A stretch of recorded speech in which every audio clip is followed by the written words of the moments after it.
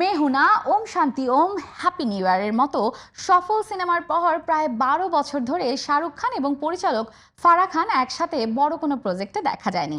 এখন আবার সেই জুটিকে নতুনভাবে একসাথে কাজ করতে দেখা যেতে পারে বলে খবর এসেছে। এ নিয়ে বিস্তারিত জানবো এবারে রায়জানে।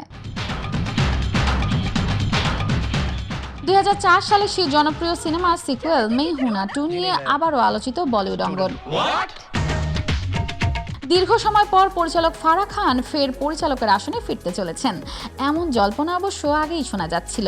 আর সেই প্রত্যাবর্তন যদি হয় শাহরুখ খানকে সঙ্গে নিয়ে, তবে উচ্ছ্বাস যেন তুঙ্গে উঠবে তা বলাই বাহুল্য।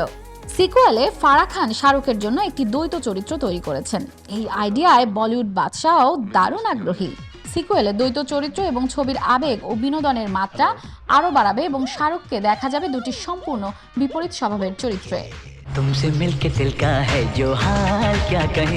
সিনেমাটি হবে দেশপ্রেমে ভরপুর। মূল সিনেমার বেশিরভাগ তারকাই ফিরতে পারেন। আরো আকর্ষণীয় তথ্য হলো সিকুয়েলের মূল গল্পের ভাবনাটি এসেছে স্বয়ং শাহরুখ খানের কাছ থেকেই, যা এ প্রকল্পকে আরো তাৎপর্যপূর্ণ করে তুলেছে। মেহুনা 2 প্রকল্প বাস্তবায়ন হলে সিনেমা জগতে নতুন রেকর্ড তৈরি হতে পারে বলে মনে করা হচ্ছে। তাতে পুরনো ভক্তরা পাবেন প্রিয় চরিত্রের পুনর্মিলনের আনন্দ। নতুন প্রজন্মের দর্শকরা উপভোগ করবেন রোম্যান্স, কমেডি এবং দেশপ্রেমের এক উপভোগ্য সমন্বয়।